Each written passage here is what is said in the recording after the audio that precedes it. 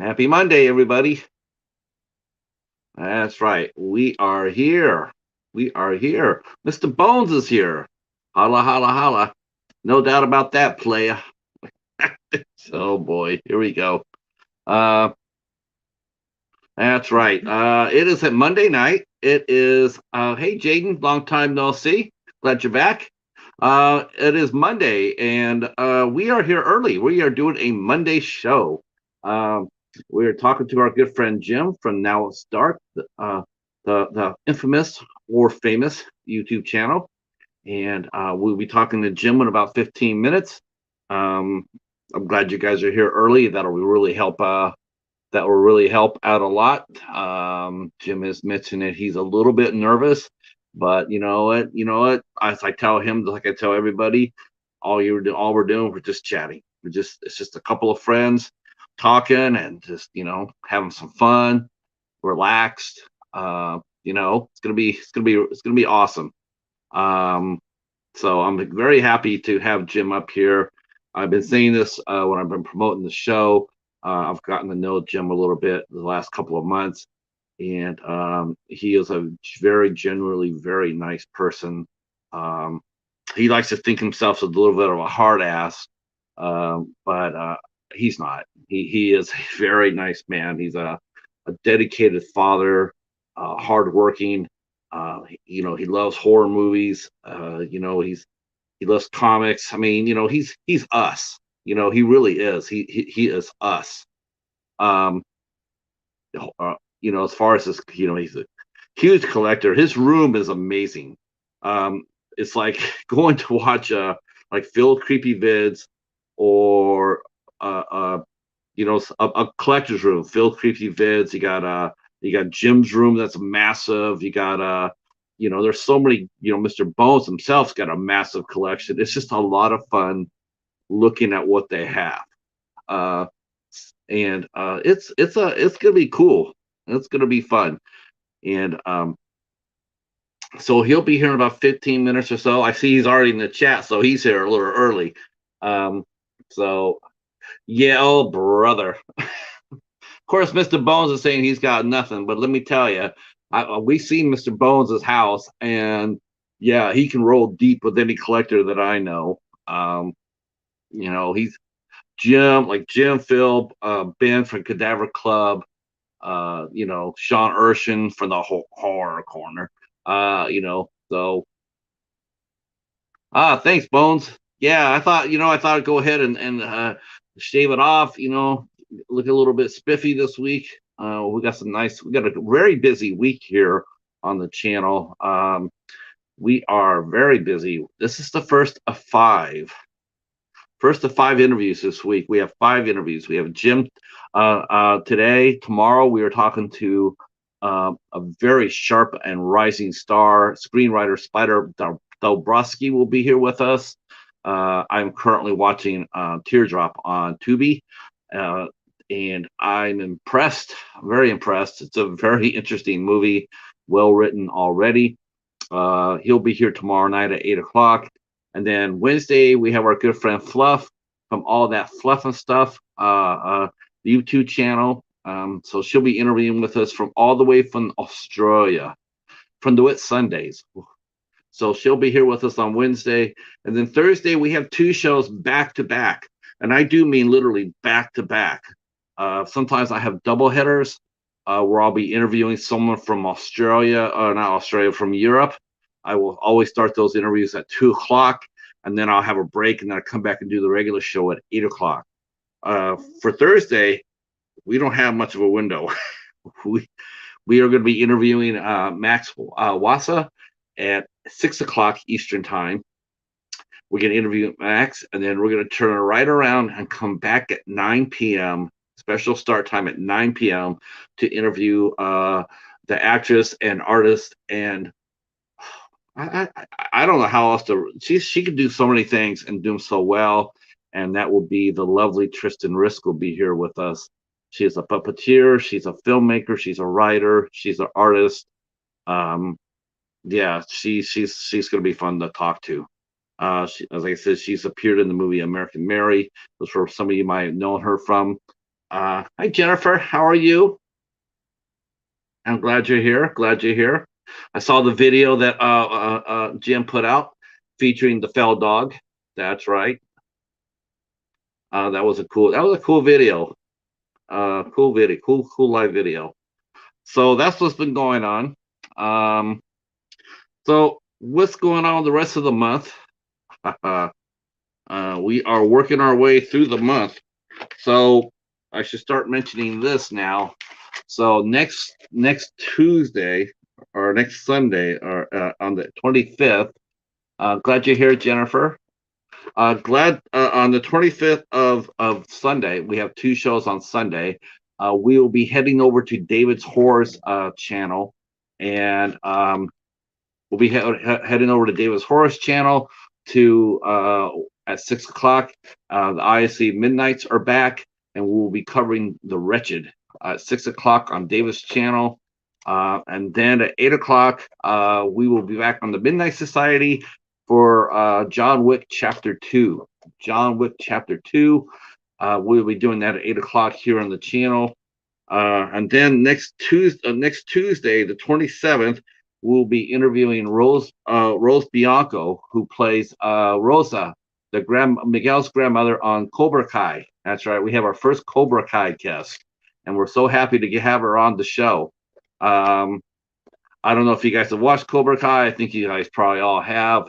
It's the continuance of the Karate Kid. It's now in season 5. The show is just a massive hit, and it's because it's done right. That show is done really, really well. And Rose has played Miguel's grandmother throughout the run of the series. And I know that he has a big storyline in this season, so I'm sure that she also will be featured heavily in season 5. So we'll be talking to her about how she got started in the business, and her career is actually booming right now, really booming. William Zabka, that's right. That's right. I'm so happy for him. You know, of all the people involved in that show, I'm happy for him the most.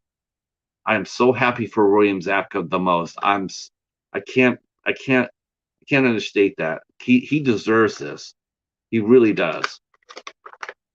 And then on the 28th, we do have a doubleheader, a typical doubleheader. We will be interviewing from England. We will be heading over there on the 28th. We will be talking to actress Ellie O'Hara. Will be here.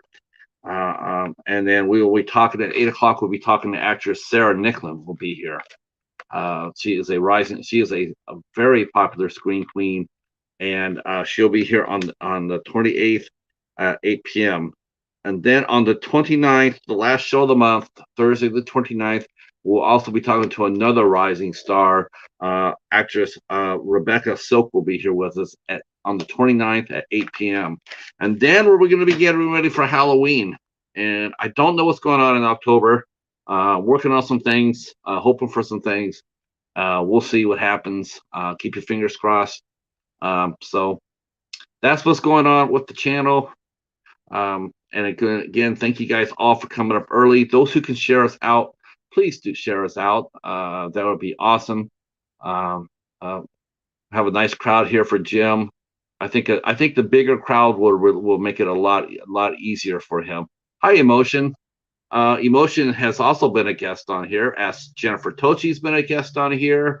And let's see, who else have I talked to? I think I've talked to some other folks. Of course, I've interviewed Hobbs, but not on this format. But I've interviewed Hobbs. So there's a few people here that have done the interview thing with me, and they can tell you that it's been a fun experience, and very relaxing, and that's the way it. Off to work in 6. All right, he's off to work in 6 minutes. I like it. I like it a lot. That is cool. All right. So, yeah, just a quick heads up. Just if you guys will, just keep our friend Katie in your thoughts and prayers. She just pinged me and told me her husband has COVID. And of course, you know, that's a reminder that This pandemic is not over, despite what the president said. People are still getting sick off of it. So let's keep Mark up in our thoughts. And yeah, thinking about you, Katie. All right, here we go.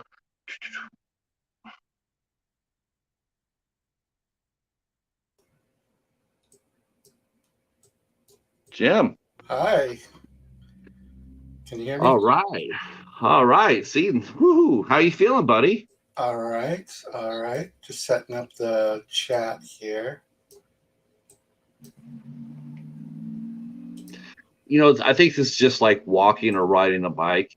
You've done this with I don't know why that huge ass banner is sitting over there in my upper left hand corner. I don't. Yeah, that's in your settings or something. I've been relearning StreamYards this week. Yeah, I don't think I really put that there. Oh, and there's one on the bottom there. Oh, maybe that's them. It could be them. Maybe that's their idea. Hi, Erie Frog. How are you? How are you? Mark the Shark in the house. Shh. Bite your tongue. Mark, let's go, Brandon. Oh my gosh, he's just you're just tweaking my shoelaces today, Mister. Let's see. Sean's here. Hey guys, getting ready to join the watch party at the Night Watch Zone. Yeah, that's messed up. That's messed up. Sean and Mark are just killing it right now. Yes, that's right. Tonight we are going against the slasher movie club. Happens every Monday, and yes, I have to say it is my favorite series on the tube. Have you ever seen a slasher movie club on the Night Watch Zone? Me? Yeah. Yeah, I have. Usually that's what I would probably be watching as well. Yeah, me too. Me too. Me too. This Me is, too. this isn't the cool stream.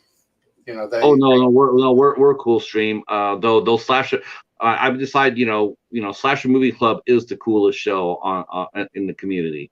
There is nothing else like it.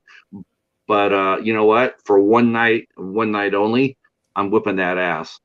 I appreciate you taking tonight to give to me since I have like that stupid work schedule. No problem. And besides, I like to think that they're going to come over after they're done and come on over and give you some support over here, like Yeah. we give them support over there. That's what community's supposed to be about. So I suspect. I think they're doing an Argento film today. Sleepless. You know what? Honestly, I never heard of that one. I know a lot of Argento movies, but I don't think I know about that one. Are you a big Argento fan? Yeah. Yep. I like all those Italian slashers and whatnot, all the classics. Nora's here. Hi, Nora. Nora's here. Oracles and Beyond. Hi, how are you? That's Cassie. Thanks for showing up, Cassie. Oh, okay, Cassie. My good friend. Oh, let's see. Let's see. Oh, Katie's here. Okay, thank you for coming in, Katie. I do know some of you guys probably will be heading on over there. I totally understand. Hopefully you'll come back and catch us on the replay or come back after the show. Leave us running. Leave us running. What is? Leave the stream running while you pop back. Yes, that's right. Yes, you can open up two browsers. Those who can have browsers, you can open up two browsers. You can watch us, and you can watch the Night Watch Stone Slasher Movie Club with Night, Coriander, and Jerry. And then you can hang out with me and Jim and the Cheetah, who I think will probably be making an appearance later on.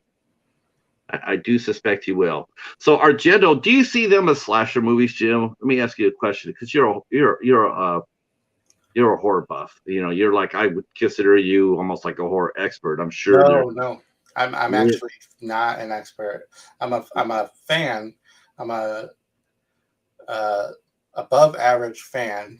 I think there's like tiers to horror fandom. There's like the people that say they're fans of horror, but they only watch them during October, and they'll call Child's Play Chucky instead of Child's Play. And then there's the people like me that know the difference between the original Child's Play is Child's Play, not Chucky, and then they're Chucky after that. Like I'm at that level. But like when you say, do I like Argento? I know that I've seen Argento films and I know that I like them, but I couldn't give you the title of one right now. So do you see like what I'm like? That's the next level up. I'm not really there. Maybe on some movies I am. I have random knowledge of things, but Yeah, I think that's me. I think you and I are probably on the same level. I I mean, watch a ton of horror. I watch like a ton of movies. Um, I'm not like knowledgeable of directors and writers and this director did this movie and he also did such and such and all that. yeah, I don't have a lockdown, as far as that goes too. Like I do know some Argento films, like it's new, some of the movies are, like Sleepless would be new to me. I've never seen it, so I like that. I think I think I only have and this is something I just know in the back of my head. I think I only have one Argento movie in my collection. I don't have very many. I don't have any Argentos. I only got one, and I actually got it at the Dollar Tree, and it's actually one that he and the cast have pretty much just disowned. So it's like, wow, what a movie to have to represent your Argento is the one movie that he said, hell no. It's like, but I do got it. And do you consider Argento movies the giallos, or do you see them more as horror, or do you see them more as mysteries? Mm, I think they're horror. I would say. I mean, there's the whodunit aspect to some of them, and then there's also the just the graphic violence, um, incredible lead actresses. I think those are some of the ingredients that call for a slasher or a horror movie. Not necessarily slasher, but horror. Yeah. I mean, I definitely think that the crimes themselves, it's weird because it's like the crimes themselves, the slashers, the murders, they're definitely, they're definitely slasher movies. They're definitely horror. But then you have the other side. Then you have the police inspecting it. There's always a heavy police, heavy mystery element to those movies, Yeah. and it really sort of like it's like with a horror film, it's just like straight out, just go ahead, a Jason or Child's Play or a Freddy Krueger. It's just straight ahead. It's just what you're gonna get. Who's done it. You know who's killed everybody. But then you got the giallos. It's like you don't know who. Right. It's a who done it, and it's like, and they do a really nice job at disguising who has done it. You don't really know until the end. Um, It's all like a right. Scream movie. Like Scream, you don't know who it is. Maybe Scream is like modern day Giallo.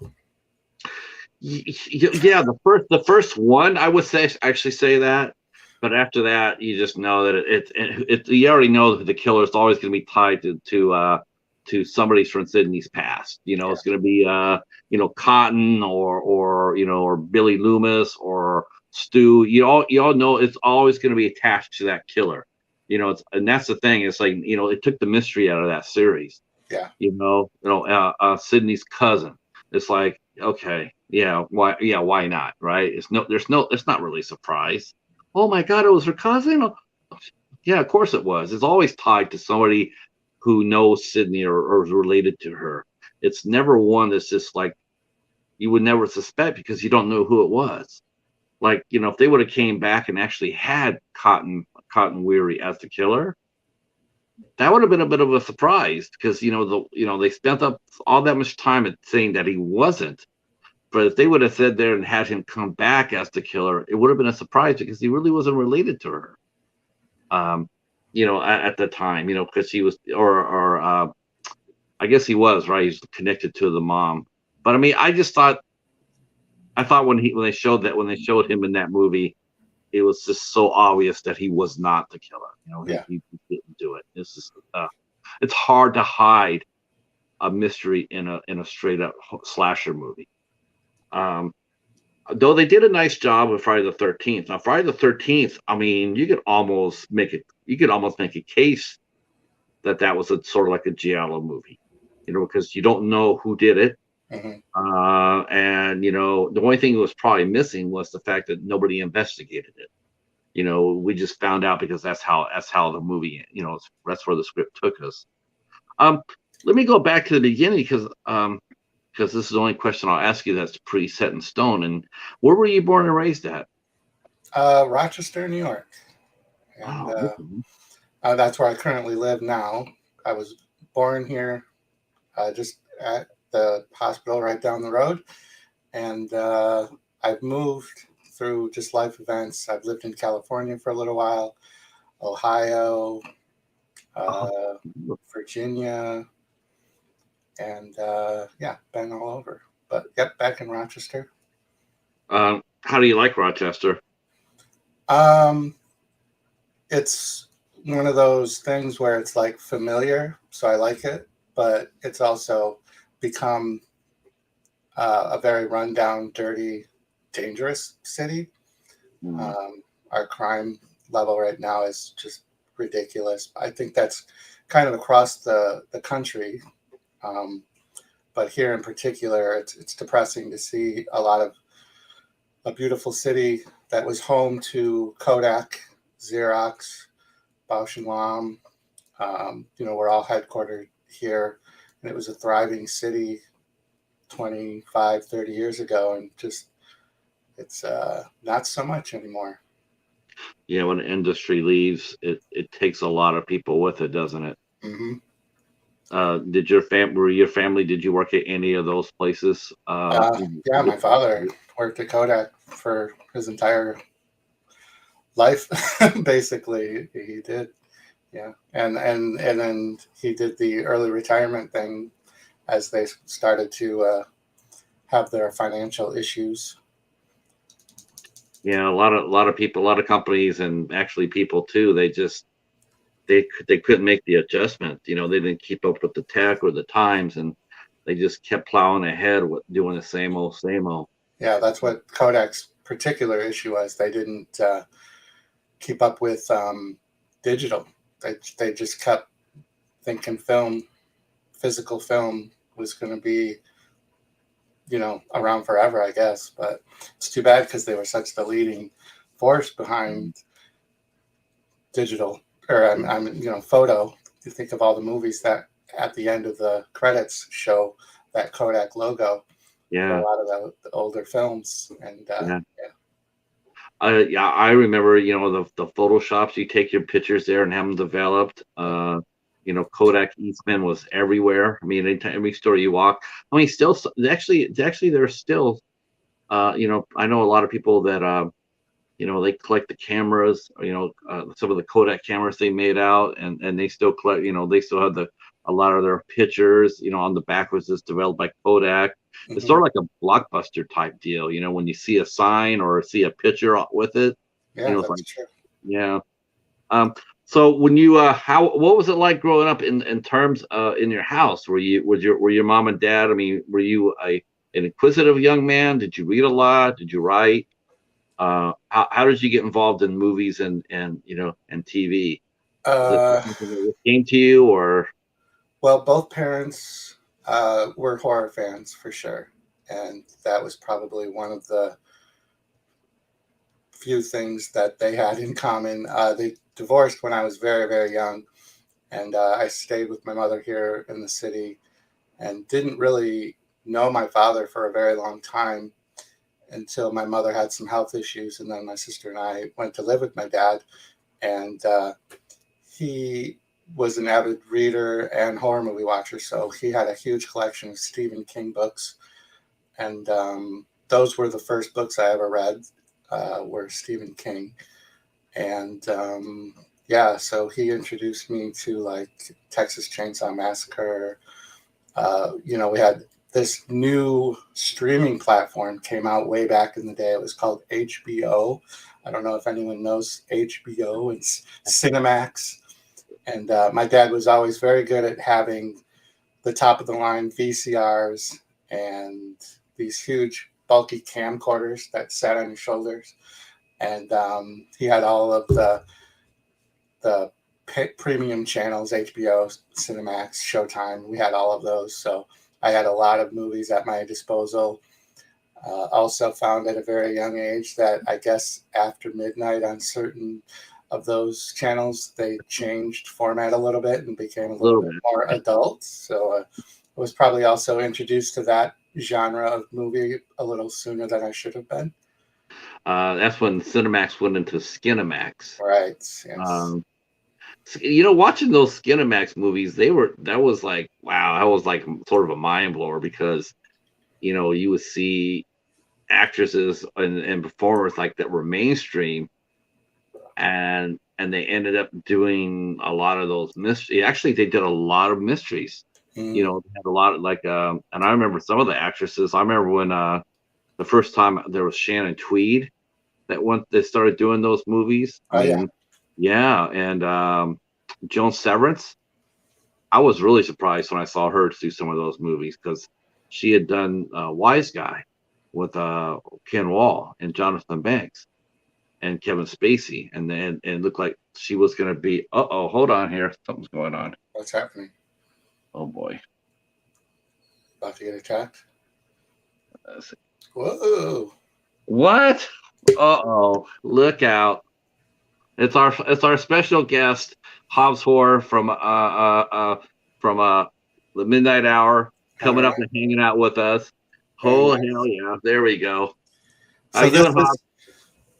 Hello. I'm here for the color commentary. I see. You're here for the reach around because I put a limit on you, and I specifically said in chat you couldn't ask me a ton of questions. So you found your workaround. I did. That's what I'm known for: the reach around and the workaround. Yes. Thank you. I wanted to save this a surprise for you, Jim. I knew you mentioned earlier you're just a little bit apprehensive or whatnot. So I said, you know what? Let me make this the most relaxed environment I can for you. So I got to bring Hobbs up here. Hobbs is a pillar of the community. He's a three amigo. So Right. and so I really want to thank. I really thought it'd be great to have Hobbs come up there and hang out with us for a little bit, if you don't mind, of course. No, not at all. And we'll have a little bit of fun. I'm sure Hobbs has got a couple of questions. He's an experienced operator. He's actually done a few of these with me. Who have we talked to, Hobbs? We've done a couple. We've talked to Meredith Moeller. Who else have we talked to? Courtney Gaines. Courtney Gaines. That's right. My memory's a little bit sparky these days. Yeah. So we're just getting into Jim. We're just talking a little bit about the old early days of cable TV. I've seen some of the stars that we saw on TV, and next thing you know, now they're appearing late at night and they're naked, and it was a little bit of a surprise because it's just like watching your favorite horror or your favorite actor, star in a horror film. And it's like, wow, I didn't see that coming. Catherine Hicks doing Child's Play.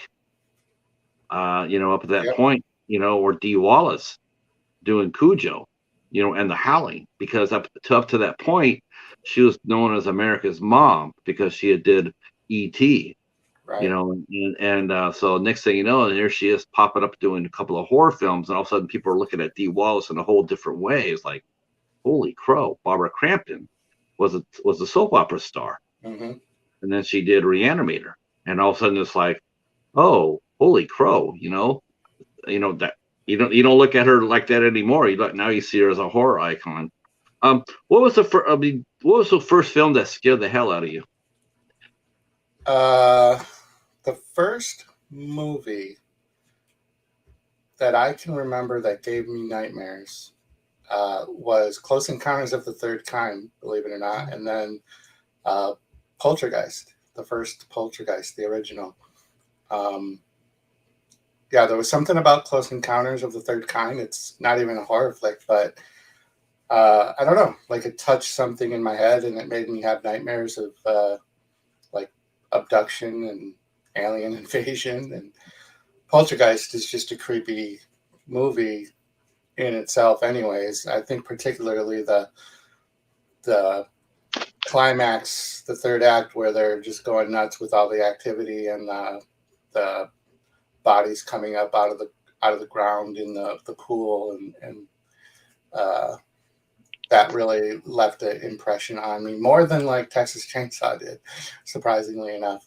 I think the types of movies that affect me mentally the most, like nightmare inducing movies, are the ones that are more likely to happen. I maybe that's not the right way. Like with Friday the 13th, Texas Chainsaw, Nightmare on Elm Street, there's like this whole element of disbelief. Like that's so far fantastical that it's very unrealistic. But we've been talking about aliens, for generations, about being visited by other planets. So there's an element of more public belief of that. And then same thing with Poltergeist, there's the belief of paranormal activity. So like that's a generational thing too, the concept of ghosts being real and paranormal activity. So I think those types of movies affect me the most. So is it safe to say that the movies that really affect you more are more you're more into the supernatural horror than you are the set in reality horror? That would actually scare you more than Yeah. Yeah. At least when I was younger. Too. Yeah, when I was younger. Like right now, I love all of those paranormal activity movies and all those types of movies. For the longest time, I was hooked on that found footage type movies, which got overdone. Like there's the torture porn that I was into for a very long time when Saw came out, and then Hostel, and then those types of movies. So I like go through these waves, and then as I really started getting into things, I realized that I had never seen like The Exorcist, and so I was in my 30s probably before I even saw The Exorcist. And then once I saw that, I had to see anything to do with The Exorcist, the TV show, the all the movies, and any TV spinoff. And so like I go through like waves of subgenres. Sean's mentioning that he's mentioning he came back. They're not having a watch party. They're just having a slasher movie club. But he came back. He's mentioning Poltergeist 2 is an underrated supernatural horror. Gave him nightmares for years. Paranormal Activity 2 was an easy watch. Anything in supernatural for me is that too. That those movies put me on edge more than not. Though reality-based movies have their moments too. Mm-hmm. Like and watch it. I could, me and Hobbs were talking about this as our favorite movie of the year, and that was Children of Sin. And there's a couple of scenes in that movie that just set my teeth on edge. It just really extremely uncomfortable because it's just it's scary. It's absolutely scary. It's like that just does not really float my boat, but in a good way. Mm-hmm. You mentioned Saw being. You consider that torture porn? Yeah. Why? The traps, the having to go through painful puzzles, or I'm not sure what you would call them. They say game in the thing, but the first movie is not so much torture porn as it is suspense. But then as you go through, when you're introduced to here's 7 characters, they have to get from point A to point B, and whoever makes it to the end is allowed to live or whatever. But then there's there's scenes where you have to jump into a pit full of exposed needles, or you have to reach your hand into a contraption and flick a switch before your hand gets chopped off, or like that. To me is all like torture porn. Am I not using that correctly? No, it's up to you. It's that's totally up to your perspective. I mean, like Hostel is definitely torture porn, where you have somebody physically torturing someone. Yeah, I agree with you on that. Yeah, I always thought my opinion was I just saw Saw more as, at least to the third one. I didn't stop. I stopped watching it after the third one. Mhm. Up and I didn't see another Saw movie until I saw Spiral. And I think that some people definitely watch that movie and use it for material. I think people like that type of pain, and I'm sure that there are people that use those type of torture devices for gratification. Yeah. My thinking is that Jigsaw is the torturer. He's just not physically doing the torture. He's having them go through the traps as the torture device. That's why I kind of consider it torture porn. And some of that's actually happened in real life. There have been serial killers that have used houses with traps in it. So it's not out of the realm of reality as well. Yeah. yeah, the chat's popping. They're talking about the being torture porn or not. So I think you've opened up a really nice discussion there in the chat. Welcome to the stream. Hey. Yeah. Go figure. I would bring into the chat the word porn in some way. And Well, I think for our crowd, it's the torture part that really gets people is going. it? Sorry. I don't know. I don't know if anybody here. Well, maybe. Well, no. Honestly, and I'm being serious. I don't know anybody here. I don't know anybody here that would. Yeah, doesn't know anything about porn. Jennifer Toshi says, I spit on your grave as a torture porn. Jennifer, you and I are together on that. That is my idea of torture porn. That was a horrific movie. That was the first movie that really got me. As far as I've said this before. It's like everybody has their limits on what they watch. It's up to you what you watch. I mean, you can sit down and watch Saw and see torture porn, but the next person next to you might not see it that way. They might have a lower tolerance. They might not be able to handle that, or they could. Everybody has a safe word, Right. And for me, Avocado. my safe word is I spit on your grave because I won't watch. Avocado. Oh, That's my safe word is I spit on your grave.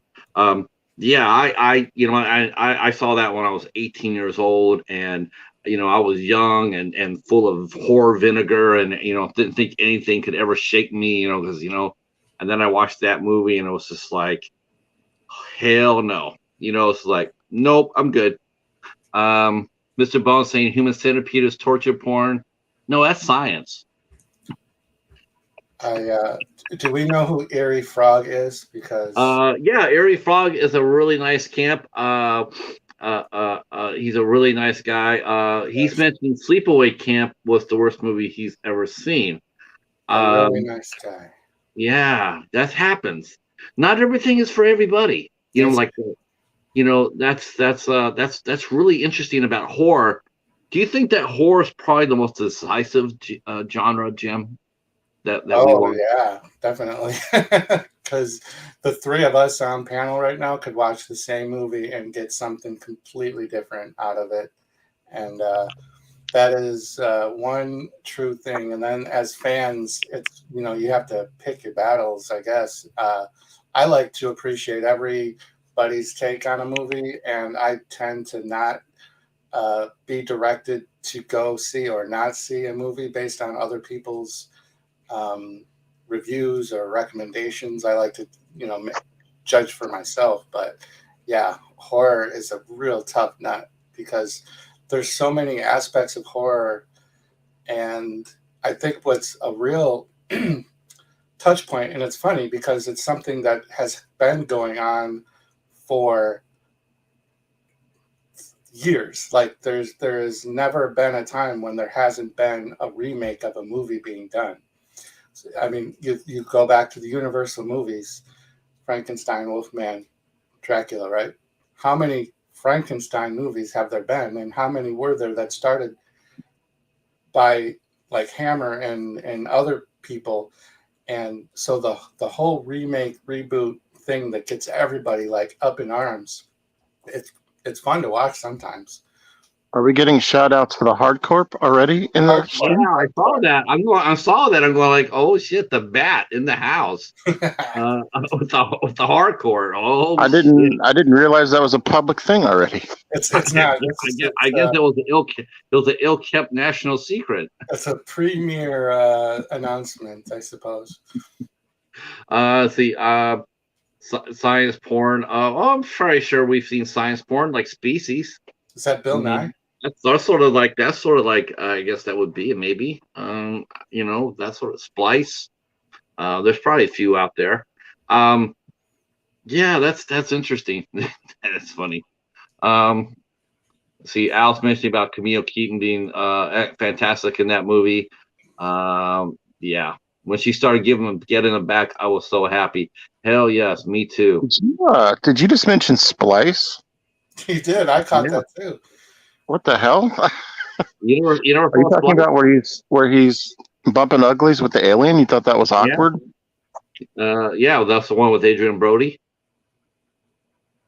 I think it was Adrian Brody and I want to say Sarah Pauly or Sarah, but I could be wrong about that. Let's see, and I mentioned Species too. That was with Natasha Henstridge. Mm-hmm. I have one, and you guys can let me know if you think it's torture porn. Fatal Attraction. It all depends on how you see it. Because how that's the beautiful thing about this horror. And there's so many subgenres. It's like what torture porn is to one person may not be to the other. So we're down to 4 questions, by the way. David's here. David's horror. Fellow ISC Midnight is here. He's saying hi to everybody. Yeah. So as far as going back to your early days, like you mentioned, something caught me a little bit. Is that you were more struck by Poltergeist? You were more disturbed by Poltergeist than Texas Chainsaw Massacre. Yeah. How old were you when you saw Texas Chainsaw? Oh gosh, 7, maybe. Oh 8. my God. Yeah, it was like when it first hit HBO. Like it was really young. Wow. I don't know if it was because I was watching it with my dad. I don't know. Like it was a weird thing. Like I had heard. So the way our house was, my bedroom wall was also the living room wall. So the TV was very close to where the head of my bed was. So I could hear the movie playing. So what I would do some nights would be to sneak down the hall and then just kind of sit Indian style in the entryway of the living room. And because I was so small, my father couldn't see me when he was sitting on the couch. So I would be watching some of the movies. Well, this particular night that he started watching Texas Chainsaw, he did notice me and was like, "What are you doing?" And I was like, "I just heard the movie. I thought I would watch it." And we had already gotten past some of the scary points in the movie. And he's like, "Are you okay watching this?" I'm like, "Yeah, it's fine." So he had me sit on the couch with him and watch it. And I don't know if it was because of that element of it or just, again, like it was kind of, I don't know why it didn't affect me. Maybe I had, maybe just too young to understand. Maybe too young to really understand really what you were watching. Did you watch? I definitely understood what was going on for sure. I don't know if it was that I was maybe rooting for Leatherface to shut up the whiner in the wheelchair or what. But to this day, though, like if I go to haunted hay rides or any attractions, the sound of chainsaws definitely I don't like. No. So I won't go to a lot of haunted mazes and things anymore because of chainsaws. Okay, so it did affect you. I mean, yeah. Okay, yeah. I gotta admit, when I saw that too, first time I saw Texas Chainsaw, I was like, it was like, it was disturbing because that girl kept on screaming, and it was just like, I saw that when I was in high school, Yeah. and I saw with a bunch of football players, and by the time the movie ended, like 3/4 of the football players already left because it disturbed them. It's just like, no, it's not for me. Um, but going forward after that, how old were you when you really when you were like that you started either collecting, started collecting on your own or watching movies on your own? Um, Um, yeah, I didn't start collecting anything until I was, much older, other than like comic books. Comic books I started collecting very early. Um, another thought just popped into my head why some of the like Texas Chainsaw didn't affect me as much as some of those other movies. I think I was also, maybe this is too weird to say, but whatever.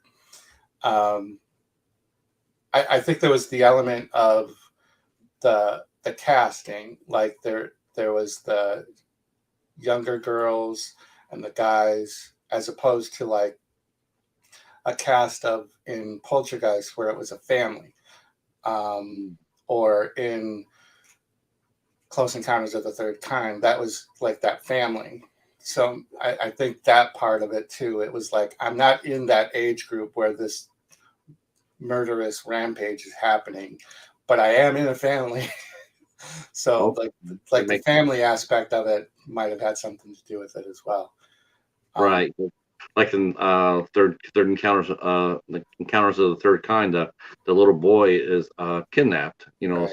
And so yeah, that could definitely be definitely could affect watching a youngster watching that movie could be affected by that for sure. Yeah. So when Uh, I was younger too, like when so I told you I lived with my mother first, and then she had some health issues, and I moved with my father. Well, then I ended up moving back with my mother when she was remarried and moving to California. So in the very early 80s, I ended up moving to California, my sister and I with them. So I wasn't happy about that move, and I kind of didn't make any friends. That's probably where the start of my inability to connect with people in real life started. But a very short distance from where we lived was a comic book store. So I began collecting comic books, and then I would take them to school and I would be reading the comic books, and other kids would start showing an interest that I was reading comic books and could they borrow them. And then I started selling some of my comic books. And then I worked into this little business where kids were giving me their lunch money so that I could go with their list of comics they wanted. And I would walk to the comic book store when new comics were released. And then I would bring back to school the next day each one of those kids' orders. And I would always have like a little left over from what I would charge them to buy my own comic books. That's how I was funding my own comics collection, was by doing the legwork for the other kids who were opting out of eating lunch because they wanted comics. And also in California, I guess at the age I was, it wasn't cool to go trick or treating. But in New York, you trick or treated until you were in 12th grade. So my sister and I went trick or treating. And once we figured this out, we did multiple costumes within the same night. And we would just have these huge pillowcases full of candy. And I would take those to school and I would sell the candy to the kids that parents wouldn't let them go trick-or-treating because they were too old. So then I was like out of my little locker selling candy and comic books. So I like started this little business to afford me to keep buying comic books. But then my parents assumed the worst, and it's because my mother has a drug history. And so they saw that I was able to keep buying all these things on my own. So they assumed that I was selling drugs. oh Which, my God. yeah, it's a little unfortunate, but no, I was. So that kind of squashed my. I was no longer allowed to go to the comic book store because, despite my true uh, Isn't arrangement, I had to get the money. They were convinced I was selling drugs. So wow. I mean, even though they saw you go to the bookstore. Yeah. Yeah. Parents. Parents sometimes, it's interesting. So there's some parents that embrace it. There's some parents that don't. My mother, she embraced it. Like I wanted to get into comics and books and whatnot, so she just let me do what I wanted. As far as I was home reading, most of the time, and so, or playing football or whatever. So she always knew where I was and what I was doing. So she didn't mind me collecting books. But, sometimes that happens, sometimes that doesn't. Um, you know, but I love the fact you got into collecting comics. What Yeah. kind of comics did you collect? I mean, what was who were some of your favorites? Well, the first books that I would buy were the ones that were team up books because I wanted to get as many characters in as I could for my money. So I would often buy like the Marvel 2-in-1s, the triple action, the villain triple action, whatever that was called, and then like the Avengers, West Coast Avengers in particular had just started, and I was living on the West Coast, so that was kind of cool. That's where I started my fandom of Scarlet Witch and Vision. Um, and yeah, so it was mostly all the team up books. Secret Wars, when the first Secret Wars miniseries ran through, I would get those. DC used to put out a series every year, the Who's Who of the DC universe, and that would be just like one page profiles of alphabetical characters, and Marvel did the same thing. I forget what there's Marvel Universe. Marvel Universe, yeah. And so I would get those, and then yeah, just anything that I could get the most characters. Yeah, that's cool. David, let's catch up with the chat here. Chat's just flying today. I really am happy about that. And see, Sean's mentioning about David's mentioning he's content with dressing up as Art and Michael and scaring the trick-or-treaters. We know this because David dressed up like Art once on the midnight hour and scared the shit out of us. That was an amazing costume. That was awesome. That was one of our favorite moments of the show. Let's see. Sean worked out at a Honda attraction before. He has 6 chainsaws, and mainly because they ran out of gas quickly, so it was necessary to have multiple gassed up and ready to go. Yep. Jennifer saw Texas Chainsaw Massacre after seeing Summer School with Mark Harmon. And, and it had a character in the movie that loved that movie, so I was sold. Let's see. David says he'd love to work at a haunt. Yeah, haunt seemed to be a hell of a lot of fun to work at. Mr. Bones asking that question, would you guys like to work at a haunt? David already said, hell yeah.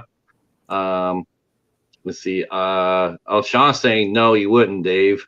They never take care of their costumes, and the costumes end up getting ticks in them, and that's why I quit the job, because he got ticks. Oh, yikes. See, Eerie Frog did. He did. He was a zombie. Let's see. More of a headache than fun working at a haunted attraction. I guess it all depends how much coin they put into it. Like, I know that like they used to put out books. I don't know sure if they still do that now, but they used to put out different books in cities where all the haunted attractions were. And like the real big one I remember, I'm sure it's still in business, is called Servius. And that was always extremely professional. Of course, it cost you money to get in too. It was coin. I think it was like $20 to get in, and that was way back when. I'm not sure what it would be now. And it was like top of the line. I mean, everybody there was really into it, and it was really dope. I mean, it was like so many different areas, and all the effects were great. And then you got the ones like Sean's mentioning that are just not that good. Fog machine. Yeah, stole one of their fog machines from the department. That's not good. See what else. Let me catch up here. Hey, Mr. Dan and Horror, welcome. John's here from Doomsday Crypt. Yep. Let's see. Yeah, I'm sure there's a lot of great haunts. I know that we interviewed one. We interviewed Spooky Kisses, who filmed the haunts. In fact, they're filming again this year, and they're doing a whole month. They're going to be working at. They're going to be filming for a whole month and producing some new content. So hopefully we'll be able to take a look at that soon. Um, as far as the comic books go, so after that you started reading Stephen King. What was the first? When did you get into collecting? I mean, like collecting like heavy, like you are, because your collection. You showed a picture earlier of your collection. Uh, that was this. You showed me, and that was just absolutely massive. Yeah, Um, that old collection, the old comic toy room, that was the before divorce collection. That was pretty big. So I had a lot of the superhero related toys that I would receive as Christmas presents that I never got rid of. So I guess I was collecting without knowing I was collecting mhm. at the time. So that was my baseline collection. And then um, when I started working and had disposable income and lived at home, then I started picking up, random things. In '89, the Batman movie came out, and that's when there was like a huge market for Batman merchandise again. That wasn't the previous Adam West or cartoon versions of merchandise. So that's probably when I started picking up the most. I see David in chat wrote that he was collecting the trading cards, and I definitely had Yeah. the complete set of the '89 Batman trading card set. I probably had multiple full sets of that. And then that's when the superhero collecting really started taking off for me. And then once I um, got married, my ex-wife had introduced me to flea markets and antique shows. I had never been to a flea market or an antique uh, place, that sells antiques, and I was like finding all these great, awesome old toys, and now I have a house and two incomes of money to spend. So then the collection started growing, but I was pretty nitpicky, and I am one of those collectors that I didn't necessarily uh, overspend on things. If I thought it was just too pricey, despite how much I wanted it, I would rarely buy those. And then um, I never was buying for resale value. I was buying for my emotional attachment to the item when I saw it, or from memories as a kid. So I would buy dinged up items or items without boxes or packages, just to have them in the collection. And then I got to the point where I was working at Walmart the first time, and I actually worked in the toy department in the '90s. And then that's when all of the Marvel animated series started coming out: X-Men, Spider-Man, Iron Man, Fantastic Four, and then they all had action figure lines with them. So I was buying them as they were coming in, and that just made my collection go I bonkers. wanted. I saved this question, but I wanted to know. Was your at the time was your wife at the time? Was she also a collector? Was she also in the comic books and the horror and all that? I mean, No, she no, no, not at all. she was a collector of things, but not into horror or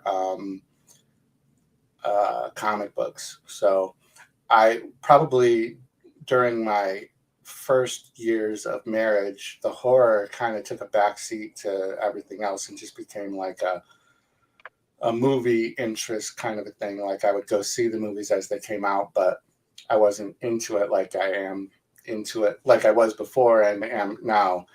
The superhero part kind of took over because a lot of my family took notice to the collection, and then they would contribute to it on Christmases. And my ex-wife's family also likewise did the same. Everybody was like so extremely supportive and gave some of the best gifts that were all toys. Like I was 30s and being the one out of all of the adults still getting toys. So it was a real great time for me.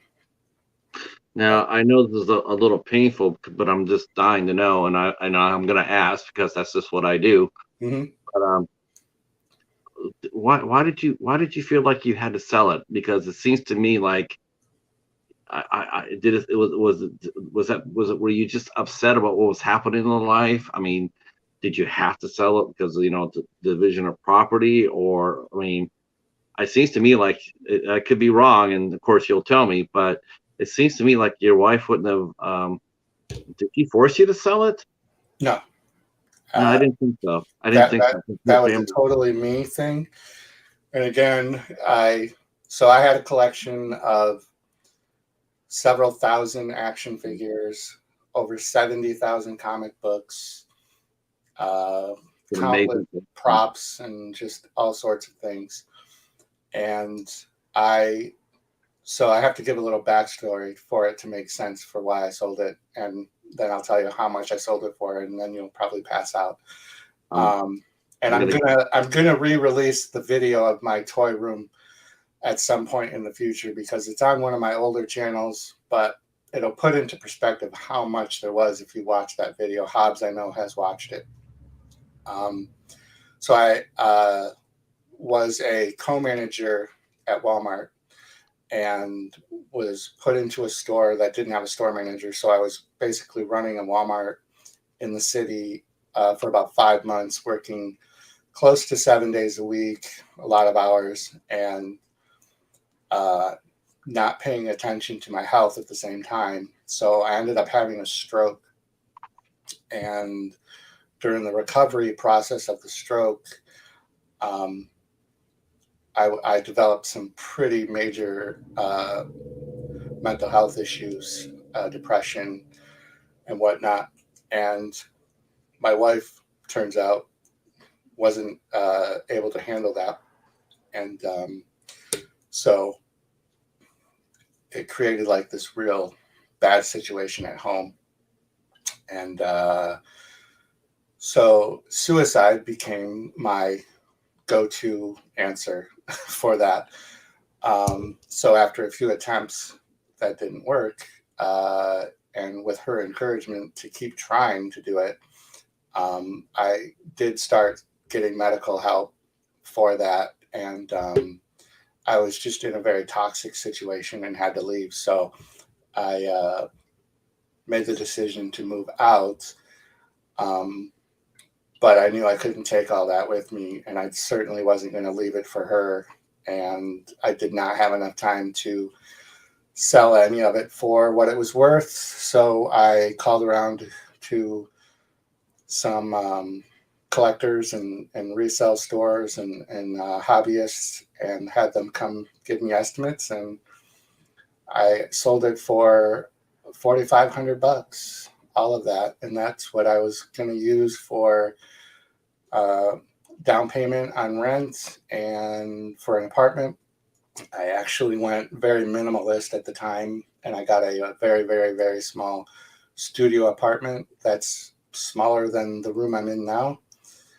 And my outlook on the future was not very bright, so I didn't have like a long-term plan, so I didn't need a lot of stuff. So a lot of it was just out of spite to not let it stay behind. And Right. yeah.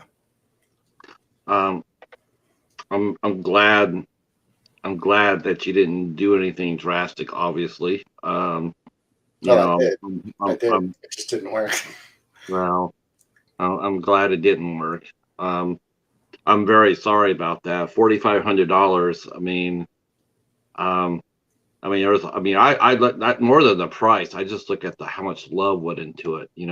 That's what I saw. I just saw how much love went, and the thing is, though, it was love from everywhere. Your family, and even on your wife's side of it. I mean, there's just a lot of love that helped you shape that. But you're right. Sometimes that we're not our own masters. We're not.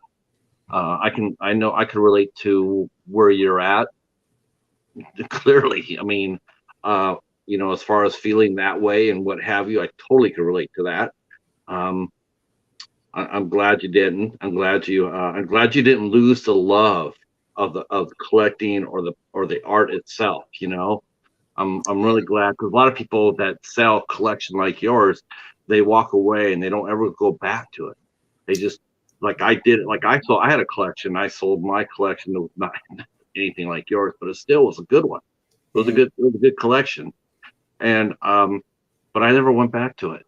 Yeah. I never collected until now movies, until I started collecting movies. But I never went back to books. I never collect books. I didn't collect anything like that. Some people just don't. And I think it's to your credit that you did. You did go back. And A lot of this is just props. It's background dressing. If I wasn't doing a YouTube channel, I probably wouldn't have half of this stuff.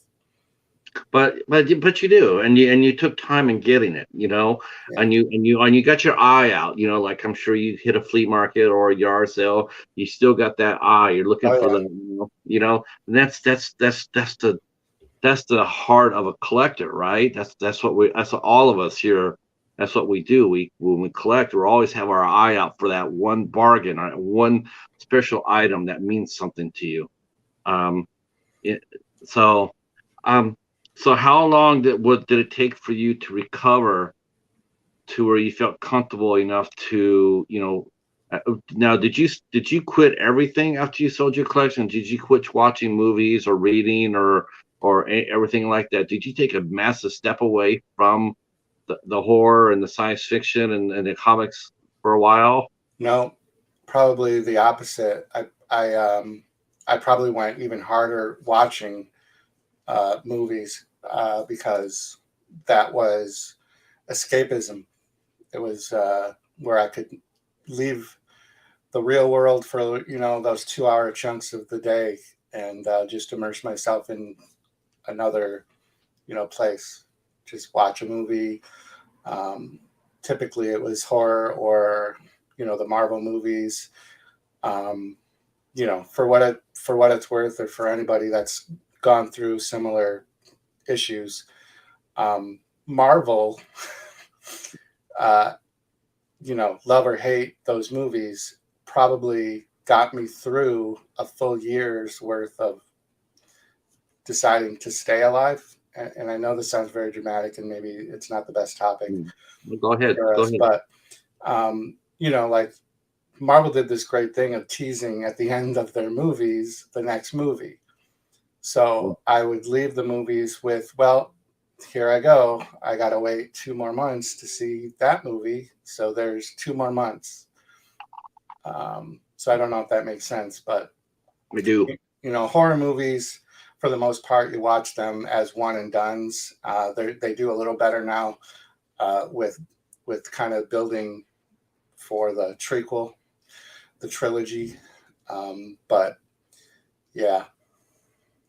Um, Here's a good segue too. I'm gonna segue to your channel because I want to talk about that as well. David's mentioning just for set dressing. That raises a good collecting question. How much of your collection purchases were influenced by having a YouTube channel? But before you answer that question, why don't you walk us through how you got started on YouTube? Okay. So YouTube for me started in 2007 or so, like right when YouTube was a thing and copyright wasn't an issue. And I actually was using it to watch other people's videos because there was ridiculous stuff on YouTube that was not monitored or filtered. You could watch anything you could imagine on YouTube at the time. Thanks. Um, and I also at that time had um, about 8 years worth of public access TV shows that I was in, wrote, directed, acted. And so I posted a few videos, and that was what my original postings were going to be, was just the old public access shows that I was in. And that's kind of how I got started. And then it wasn't for maybe another 7 or more years before I started doing gaming stuff. So like my first channel was probably gaming, because a game called DC Universe Online came out, and that was on PC, and I was fortunate enough to be able to afford a computer at the time that could handle playing the game that was very hard on your PC, and then also, film it and stream it or whatever. So a lot of that came of that. And then once I had kids that were old enough to be into it, a lot of the stuff on some of those other channels were based around that. And then when I was having after I left, I had that downtime, and I started playing my DC game again, and I started uploading videos of that. And then it became more of a therapeutic type thing for me. It was another reason to keep going, what my next video was going to be and that type of thing. Hey, Carol.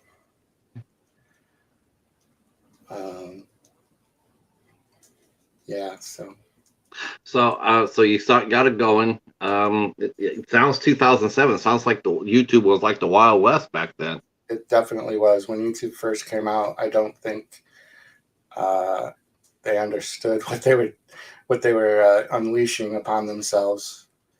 So after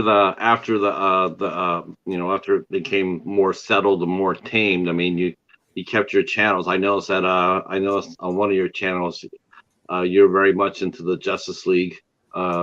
You have the Justice League there. Is that your favorite? Is that DC or Marvel? But is the Justice League like your favorite comic? Your favorite supergroup? No, probably the Avengers. Avengers. Yeah, from the comics, Avengers, and then probably the movies too now. But yeah, I was more Marvel as a kid, but I did also get DC. But so my thought process on this, I've tried to drill down, like it's Marvel versus DC, Star Trek versus Star Wars. I'm a fan of all of them. I have a preference for Marvel because it was more relatable in that most of the cities were actual cities. Right. And Star Trek I related to because that was something that I could watch weekly.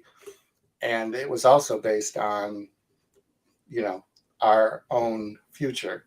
It was, San Francisco was Starfleet Command's headquarters. So it was like based on this. But DC, I'm a huge fan of the older DC more than the newer DC. Now, as far when you started getting your, after YouTube started becoming more and more tame, and you started shaping your channel, I guess the question would be, you had a partner at one time. When I first met you, it was you and John. You guys were doing your channel.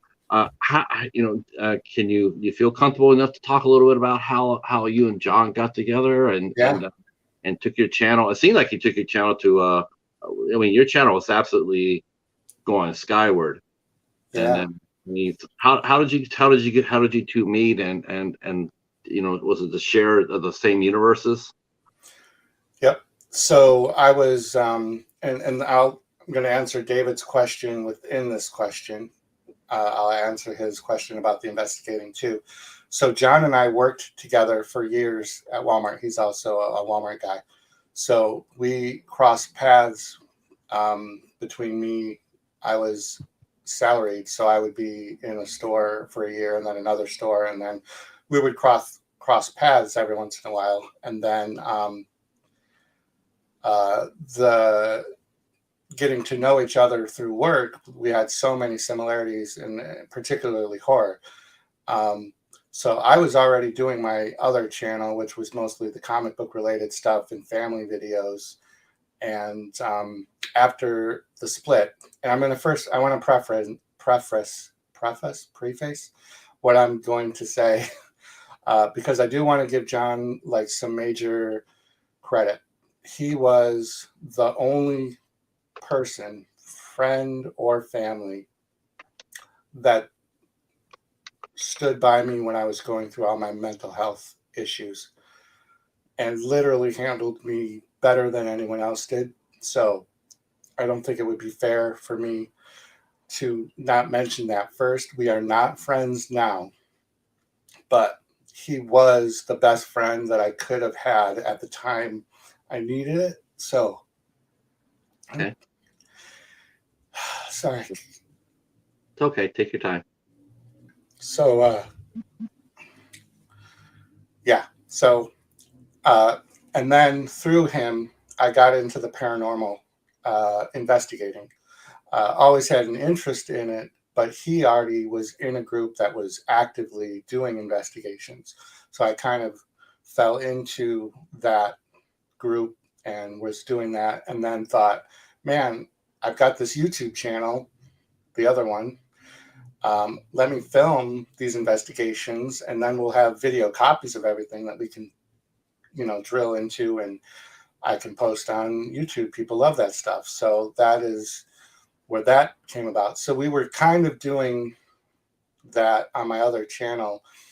And then after my split and divorce, John kind of approached me at one point and he's like, hey, I would love to just do a dedicated channel for our paranormal stuff. And I thought, okay, that would be great. Yeah. So I literally ditched my other channel with no notice. I just was like, stop, and created this channel. So this isn't that channel just with a name change and a format theme change. It's a completely new channel. And then, so we get it started because we have this big investigation planned. And then I realized we don't do enough investigating to facilitate a continuous channel that's going to grow. So we kind of took a step back and we're like, well, let's introduce our horror into it. And horror and paranormal investigating kind of melds together.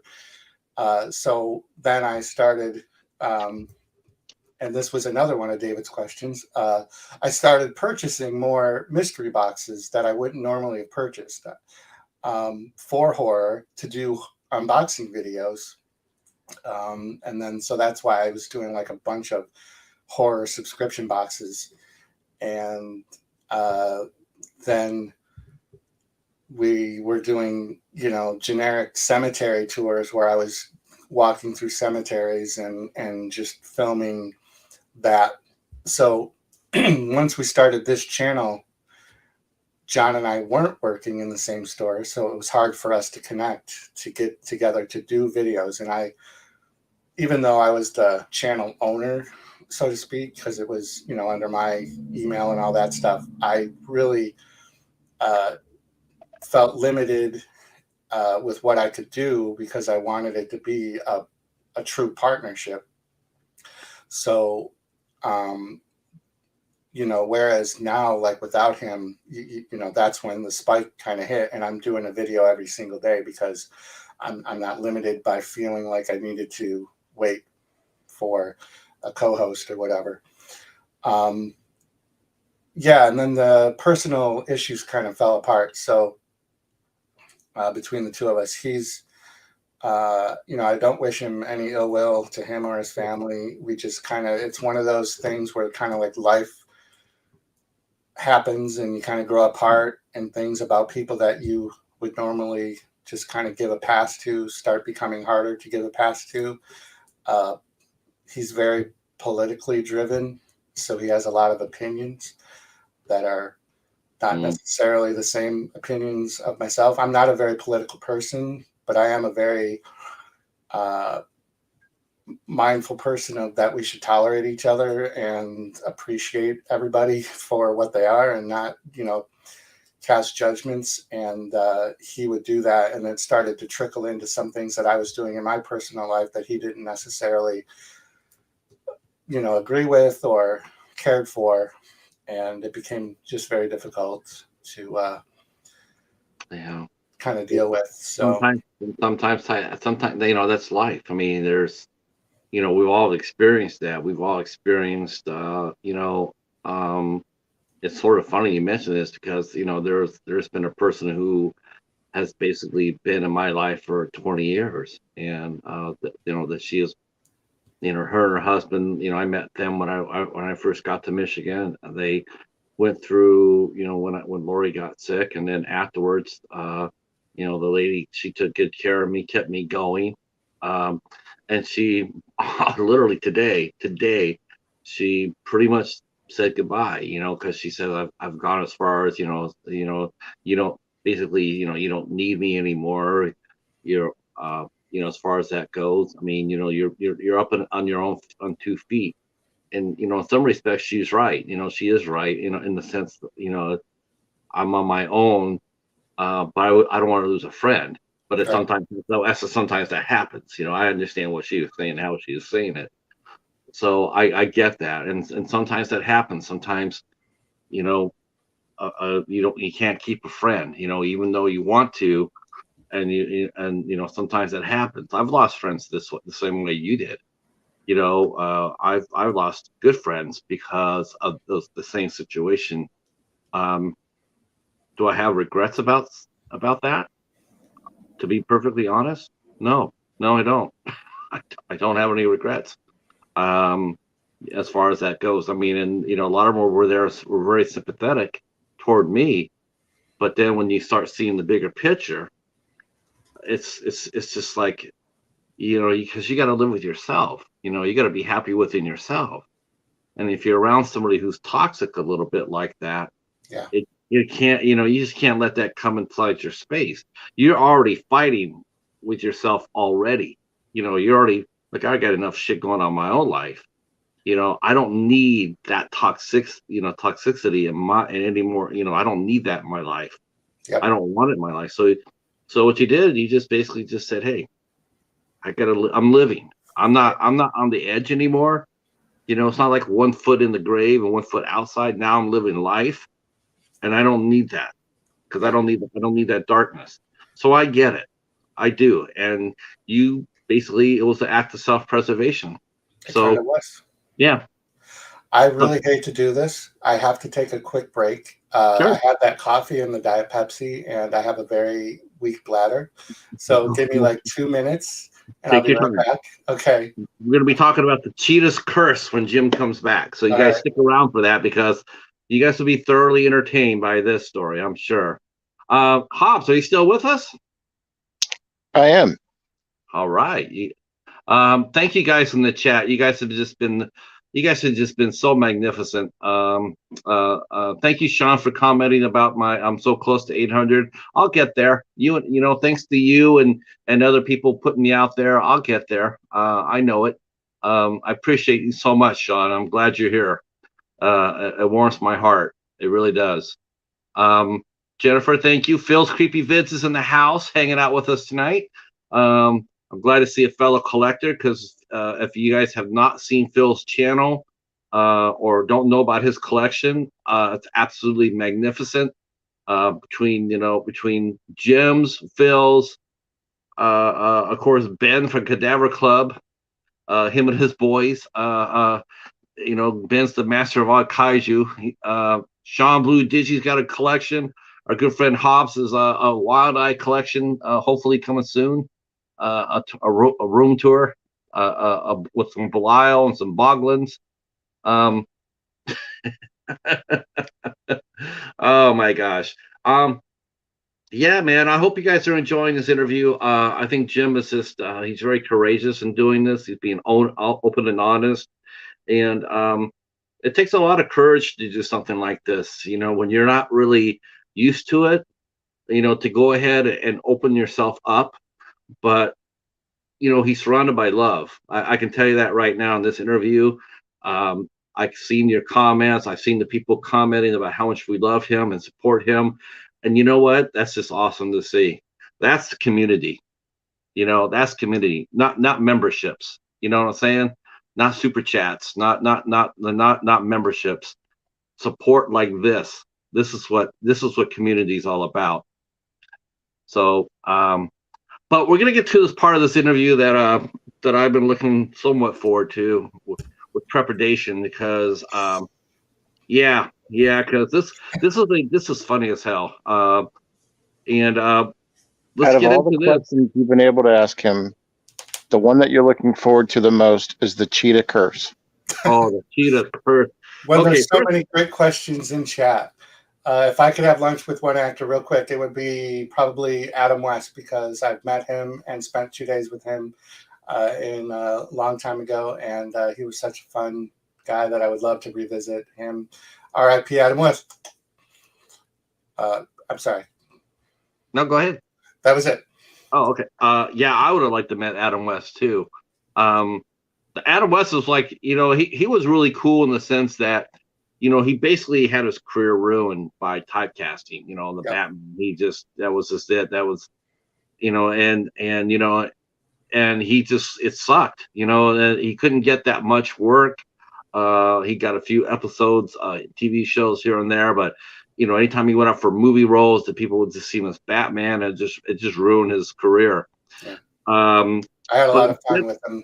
But instead of being bitter, what I really like about Adam West is like, instead of just being bitter and saying, I'm out of here, he embraced it. He finally said, you know what? If this is how it's going to be, this is where I'm going to be at, this is what have you, I'm going to embrace it. Mm-hmm. And he did. And he made a lot of money doing it too. Yeah. I worked toy shows for a short time as part of my collecting. I became a district manager at Spencer Gifts for 8 years. So I was on the road a lot. So I would hit toy stores. This kind of goes back to my collection becoming so large. Spencer's had collectibles at the time. We were owned by Universal Studios. And then so I also was in cities, and I would hit all the KB toys when those were around, Toys R Us when those were around, and then all of the stuff that we would get in. And I was working I lived in Syracuse, New York, and I would normally have set up a booth to sell toys.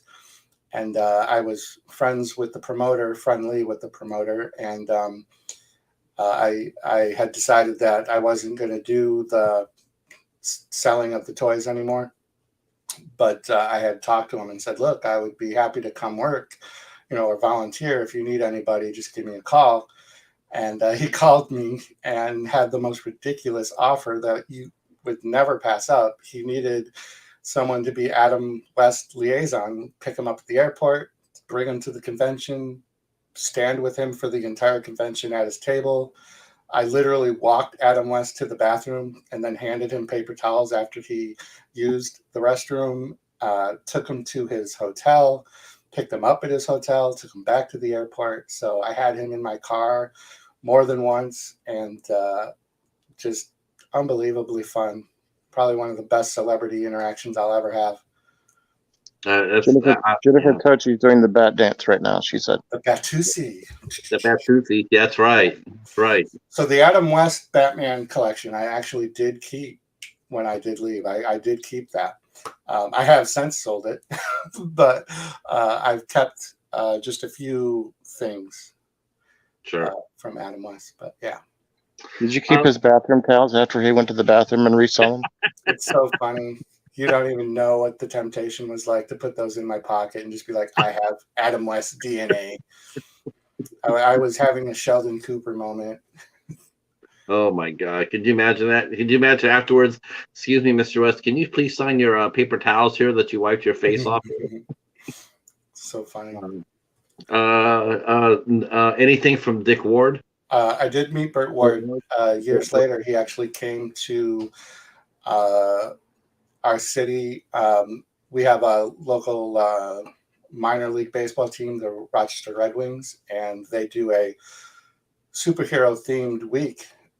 So one of the nights is Batman, and Adam West had passed away, but Burt Ward was the celebrity at the time. So I did get to meet and have pictures with Burt Ward, and so yeah, I did get to meet him as well. I read his autobiography. He seemed to adjust well with it too. Yeah. a little bit. He seemed to really resent Adam West though about the money. Uh, he was like, I think he was a little jealous at the fact that Adam West was raking in the cash. Mm, And, I got that impression from the book. Um, uh, so let me do a little background here before we get into the Cheetah's curse. okay. Um, so at the time that this happened, this actually Phil's here because Phil's part of the story too.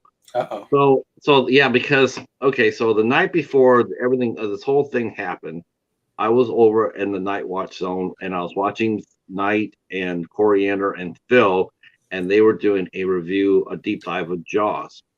So Mm, I'm watching that video, and it was awesome, right? And so I was like, this is great, it's very well done and what have you. So the next day I get up and I'm peeking around for YouTube, and I head on over to I think I go over there to leave a comment, and I go there to Knight's channel, and then I'm on his channel, and then something happened. I had to click off of it, and then I went back. In the time that it took me to go on his channel and click back and do whatever I was doing and going back, it couldn't have been more than a minute. And when I came back, his channel was gone, 100% gone. And at the time, I go ahead and I'm talking to Phil. It might have been because I was talking to Phil, and I talked to Phil. I said, Phil says, nice channel, it's gone. It's gone. He goes, what do you mean it's gone? I said, it's gone. It's saying it's terminated. He goes, so he goes over there and he goes, holy shit. And I'm going like, the first thing I thought was, okay, because they show clips from the Jaws. I'm going like, okay, it must have been a copyright thing. He must have did a copyright. Okay, so his channel is gone. Now, I had just got done meeting you and John for the first time. I had just barely found your channel. I commented a couple of times. And I remember when you got your 1,000. You got your 1,000.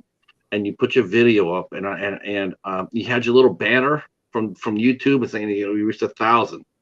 So at the time when it happened, Knight and you both were about at 1070. You were both both at 1,070, and so Knight's channel disappeared. And Phil's comment, yep, true story, yep, this is exactly how it happened. So one day I'm handling, me and Phil are talking about what's happening, the whole thing with Knight. And then I think within a week or so, I went over there and I congratulated you on you hitting your 1,000.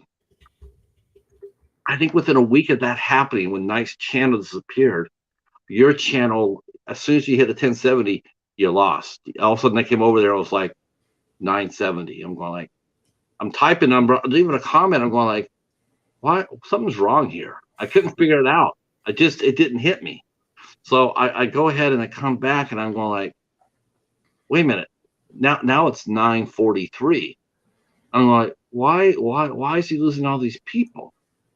Because I just got done saying congratulations on 1,000. So I'm going over here and I'm going like, this is weird, and then after that, I would keep going over. Now, you and I weren't really talking. I mean, you and I were just, so it wasn't like you and I were doing something like this.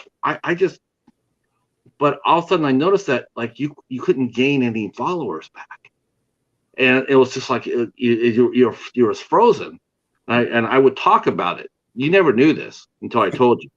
But there's videos of me talking about what happened to your channel. I'm like, that's so wrong. Why is this happening to him? Why are they happening to him and John? Because you guys spent a lot of time and a lot of money in your channel, a lot. And that's the first thing I noticed in your channel was you guys invested a lot of money. And I'm like, this is so wrong. Why is this happening to him?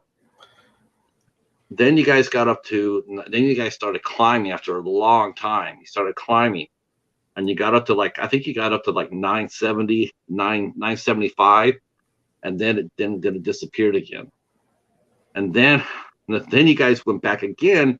You got to within 995, and I came back and I said, "You broke through. You're going to be passing 1,000 here again. Congratulations on hitting 1,000 again." The very next day, I'm not kidding you guys. The very next day, Jim's channel was back at 943. Dude, I was freaked. I'm like, this is not right. And then all of a sudden it's like, you're cursing me. And I'm like, yeah, I think this is the curse. Every time I comment on something good, the opposite happens. And I was like, man, this is not right. I said, I'm not going to comment again until you hit over 1,000. And then I'll come back. Till then, I'm not saying nothing about nothing. Um, so walk us through that. When that happened to your channel, because at the time I always thought, until you told me differently, I always thought that's what happened with you and John, was the fact because the channel got locked up and you guys couldn't make any traction. I just thought you guys got frustrated and he quit. No. I know that now that's not what happened, but at the time I did. But can you walk us through a little bit and talk to about when you noticed that and what you went through? Yeah. So one, you absolutely are bad luck. So I anticipate tomorrow being down a few hundred subscribers.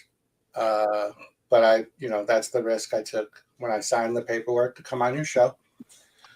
But yeah, it was frustrating because when we hit that 1,000 the first time, we were like so excited because like everyone, maybe not everyone, but for the most part, like 1K is that milestone that is, whether you want to verbally announce that or not, it is the goal, because that's when you unlock you can stream live, even though there's workarounds for that.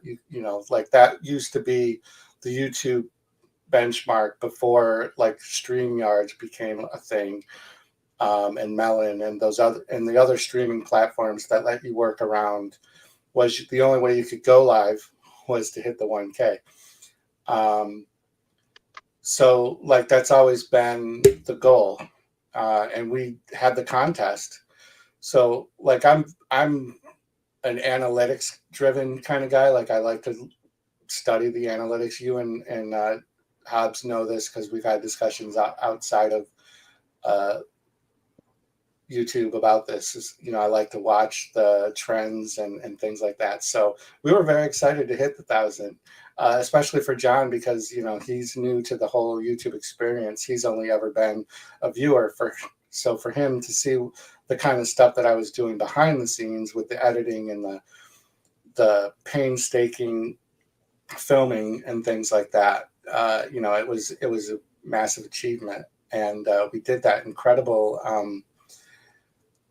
like movie length contest, only for us to have the contest and then lose the sub. So it was definitely frustrating. It set it back a little bit.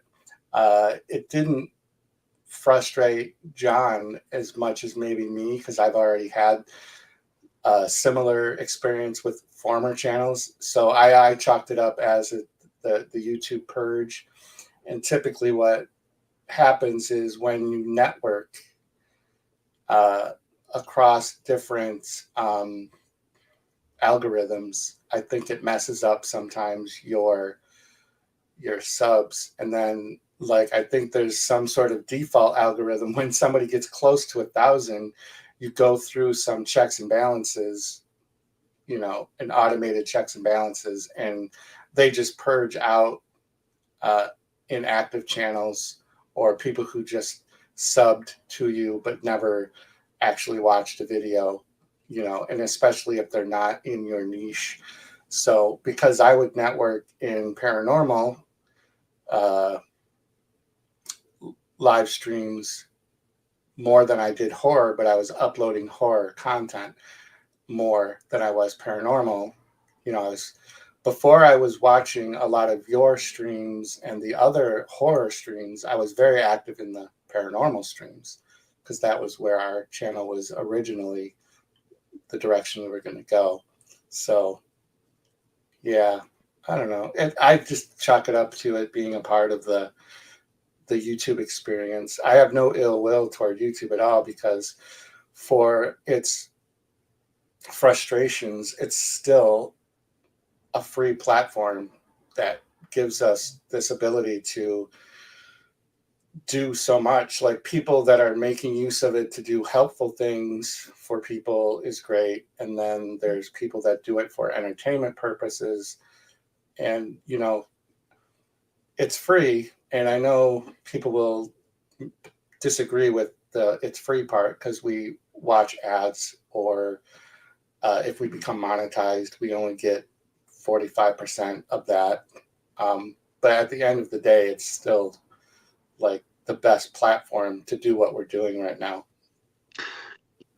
Yeah, once you cracked open 1,000, I mean, once you came back there and you were over, you know, what you said is true, because I've only done that once. Me and Jennifer actually, we did a live stream, and we got Hobbs over 1,000, but we went over 1,000. Mm-hmm. You know, we went over. We stayed on until we got like 10,000 or 15 or whatever. You know, we did that with David and a few other people that we went on and pushed over their, you know, magic marker, what they were looking for.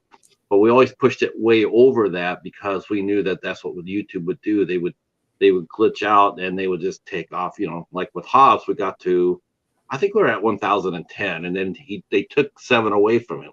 Mm-hmm. But we knew that going in. It's like, that's why we have to keep going past, so it won't go back underneath. But I have never seen, before or since, I have never seen anybody lose over 100 subscribers, and then I've never seen anybody get frozen. Yeah, you were the only one that had the double whammy. I've never seen that from, you know. It's just like, it just absolutely sucked. And yeah, you know, honestly, you know, at first it was like, you know, it was like holy shit, you know. And then we started talking about it and the curse and all that. And, you know, initially to me, it was a lot of fun. It was like, you know, sort of like not a lot of fun, but it was like, it was humorous. But then when it kept on happening, it got less humorous for me. It did, because I thought it sucked. I thought it was really unfair to you and your channel because you worked so hard on it. I mean, your videos are some of the best. Yeah. And it just seemed really, it just felt like, you know what? And the thing is, so I got to know you more and more. So it started affecting me more and more personally. It wasn't just like, oh, okay, he's a friend. So I mean, he's a casual friend here on the tube. You know, shit happens. You know, what's going on that channel? No, I did, and Hobbs can tell you that. He can tell you that him and I privately, I talked about that a lot. I talked about what was going on to your channel a lot more than you know. A lot more, because I was like, this sucks so hard. You know, why is this happening to them? And it's like, you know, and right on the heels of what happened tonight. And then it was really frustrating to me, really grinding my teeth, was the fact that, you know, he started his new channel, and then you know, here he is, he's regaining all those followers, and we can't get you back where you were.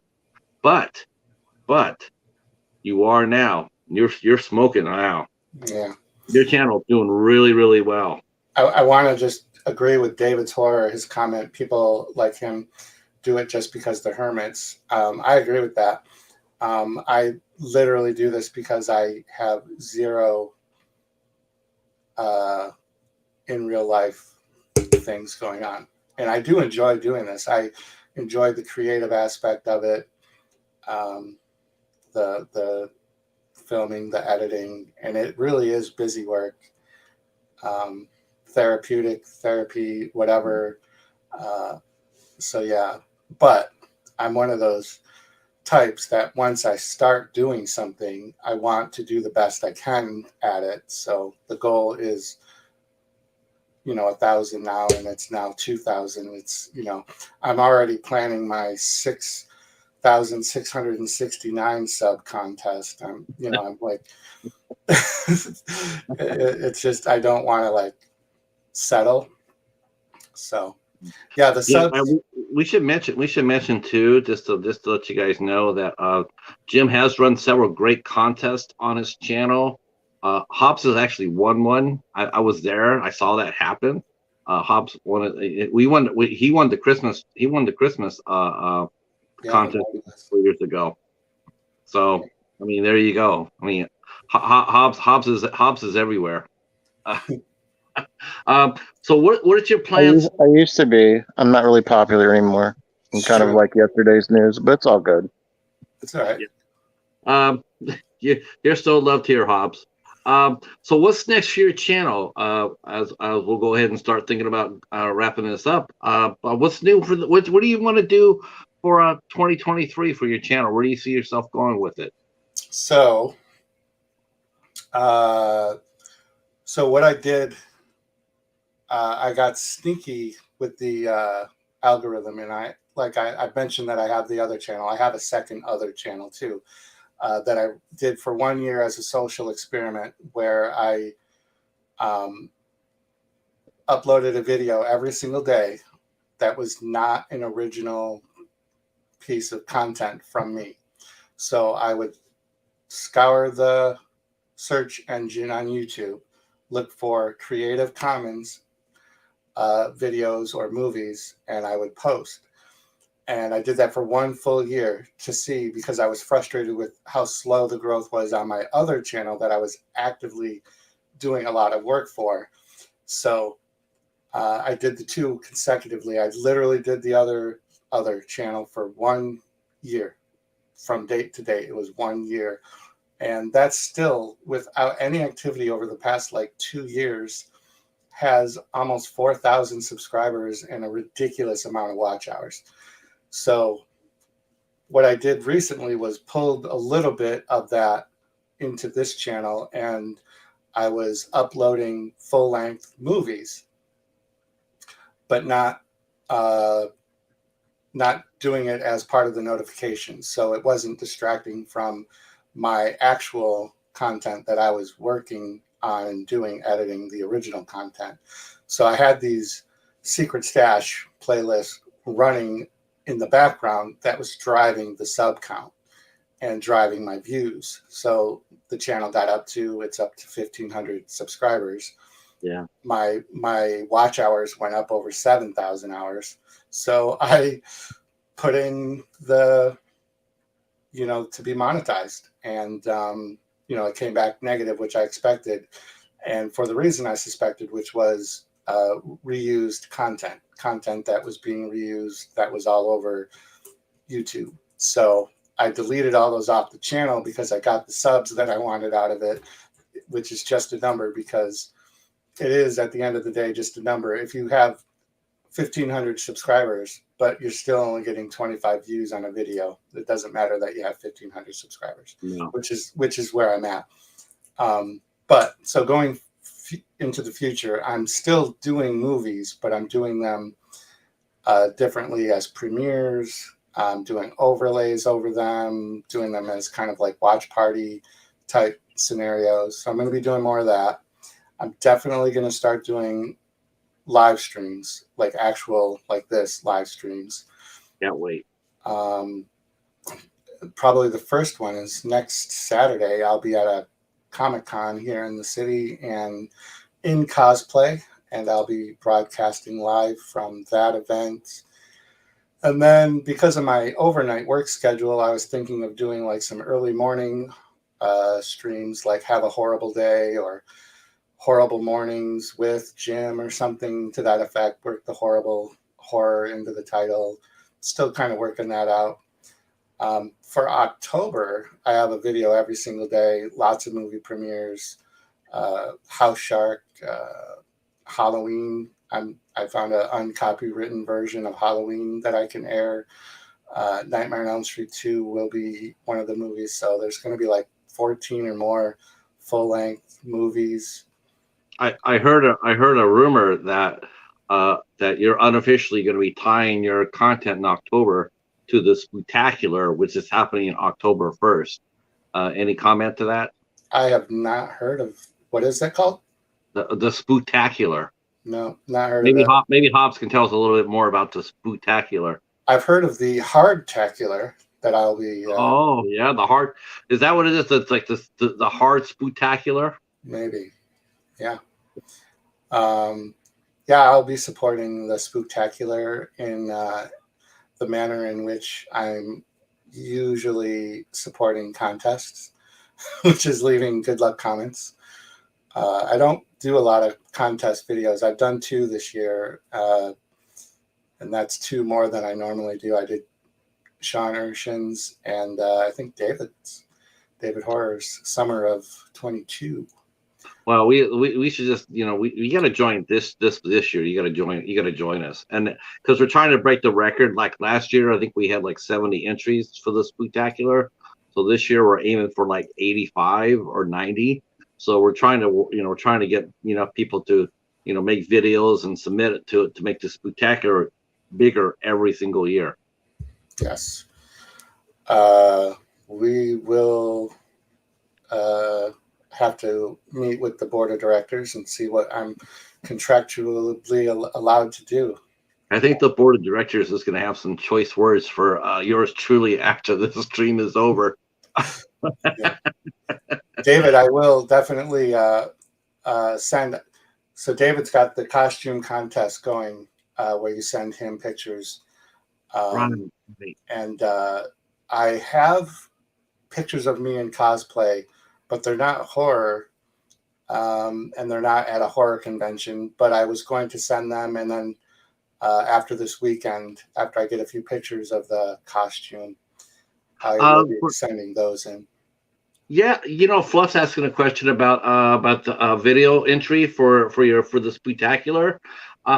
I think you could probably do a campfire story, but we're waiting for the questions for the Spooktacular, because every year the master of the Spooktacular, the Pumpkin King, he always comes up with 5 or 7 good questions to ask. Those are what I live for. I live for the questions because he always comes up with great questions, and then he does the video entry. So I'm thinking that once we get the questions, I think you could go ahead and do a campfire story and answer your questions in doing it.